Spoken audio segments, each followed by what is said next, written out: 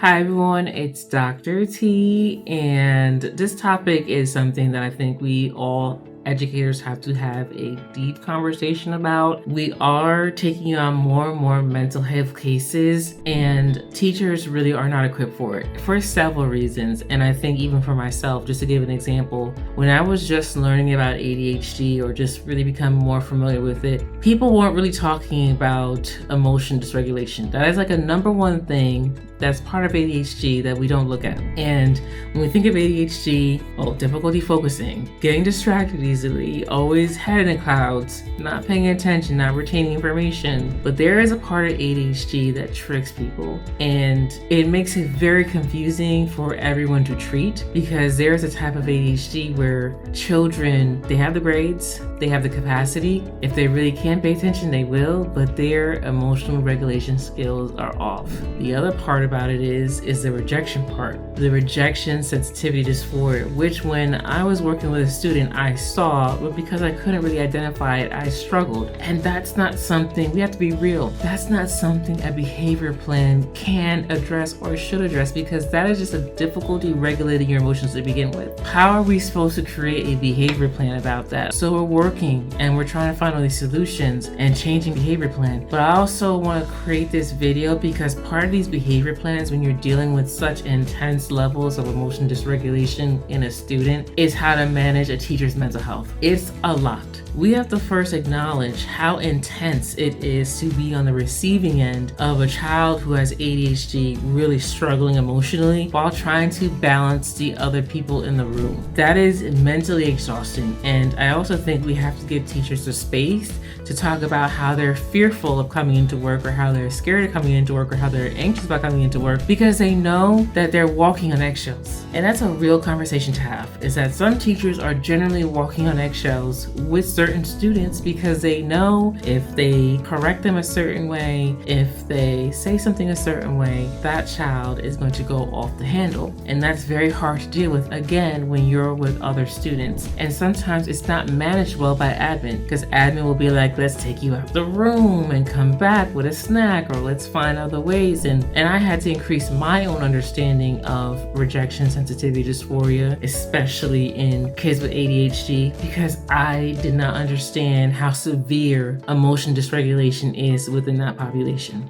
So just to give an example, when a student has that rejection sensitivity dysphoria, it's very hard for them to hear feedback. It's very hard for them to be corrected. You could even just say, hey, can you just take off your hood? Even giving a command can trigger such a big response because they might be ready to receive it, they're not in a good mood, or they're just not trying to hear you give them a correction, or they're perceiving a correction as embarrassment. So you're already taking an emotion that they're feeling, and they're feeling it 10 times worse. They're feeling it in their bodies, and you're on the receiving end of that because you are a safe adult to them. But the problem is you're in a classroom filled with other people, and that rejection sensitivity dysphoria can look like many things. Getting up out of the classroom, intensified ADHD symptoms where they're really not focused or paying attention because they're so stuck on what happened before. Aggression, physical aggression, cursing, the impulsivity, the blurting out. They're not in a state anymore to learn because they're so emotionally dysregulated. And how are teachers supposed to be able to manage that? How are they supposed to help with that? And again, I don't think behavior plans can address this aspect of ADHD. I don't think a lot of us are equipped to handle the ADHD. So this aspect of ADHD, because we're looking at it from a reactive lens instead of a preventative, let's be proactive about this lens. And I think that's what makes it such a challenge for teachers, for educators, for school psychologists, is because we're trying to manage something that's internal. We're trying to manage a skill that's really not there yet, and that has to be taught. There has to be so much preventative work to begin with, but also on the other side, we have to learn how to manage our own mental health. So I really want to dedicate this video to the teachers that are sitting with pits in their stomach every day because you don't know what you're going to walk into. And again, because a lot of symptoms with ADHD are inconsistent, the pattern is inconsistency. You're like, how do I know which day is a good day? And how do I know what good day is a bad day? And how do I know how to prepare myself for it? The best thing that I want you to do, and the first thing I want you to do, is if you feel like you are burnt out from a child's responses, I really need you to speak to somebody, particularly admin, and really try to request support where you can. It is a lot to take on an emotional response, a very big, explosive emotional response from a child, and you shouldn't have to deal with it alone. So just being able to ask for that support. And I know that there's a lot of controversy with AIDS and all these other things, but if a child, yes, they're getting good grades, but they cannot handle feedback, they cannot handle critique, they cannot handle correction, and you simply cannot learn to manage and maneuver yourself around that. So asking for support in any capacity and just being very honest, like, I am showing up sick to my stomach at work. I'm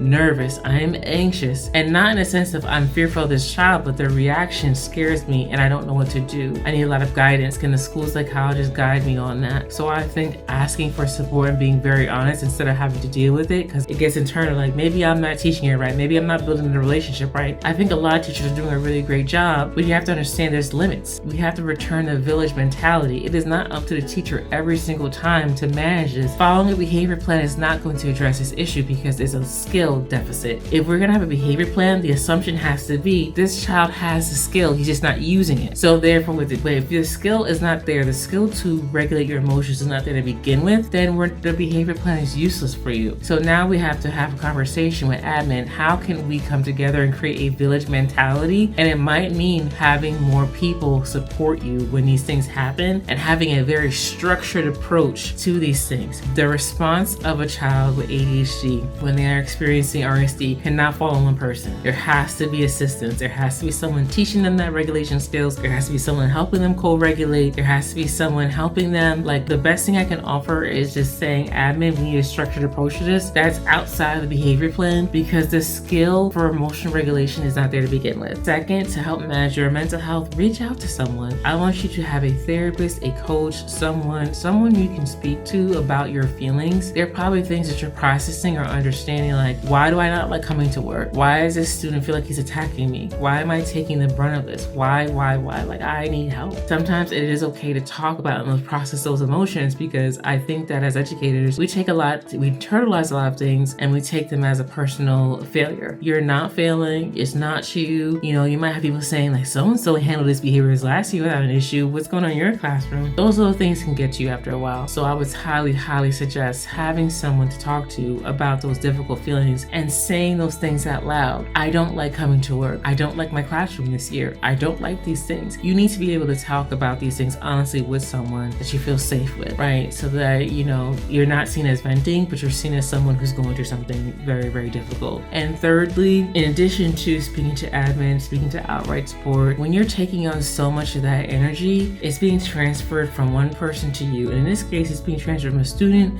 to you. There's so much energy. You have to, after work, build in a wellness plan that addresses what can I do in this moment? What can I do to address the feelings that I have or something? And you may need 30 minutes in your car, even, like if you have people waiting for you, but just 20 to 30 minutes just sitting with it. What did I experience? What emotions came up or rushed through me? You know, what am I having a hard time processing? What am I angry about? What am I upset about? What do I want to cry about? You need a break to take all the energy and give it somewhere else. Think of it as like, whatever I just took in today from my students, it needs to be released. So even if it's taking a walk really quickly, calling a friend, venting, crying, think of ways you can release what was put onto you. It needs an exit. Everything that you've taken in needs an exit, or else you're internalizing it and taking it all in, and then it turns into stress and all these other things that aren't good for your body. So my name is Dr. T. I hope this was helpful. These are a lot of strategies that I've learned over the years and things that I myself have had to do when dealing with such intense emotions. So I hope you find this helpful. I'm going to be creating more videos like this on how to manage certain aspects of neurodivergence that are very triggering for teachers and educators that we don't talk about. So follow me for more, subscribe to my channel. My goal is to provide educators with as much real resources that we did not get when we were in school as possible. So follow me for more. School Psych, Dr. T, and I hope you have an amazing day.